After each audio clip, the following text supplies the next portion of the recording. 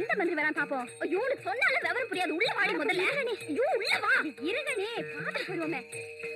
உள்ள போ. நீங்க விடுங்க.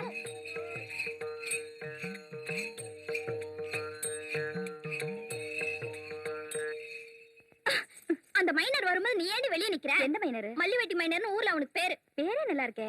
ஆள் எப்படி இருப்பாரு? நல்லா புடிச்சு வச்ச கொழுக்கட்டை மாதிரி கொழ கொழன்னு இருக்காங்களே உங்க அண்ணங்க. அப்படியெல்லாம் இருக்க மாட்டான்.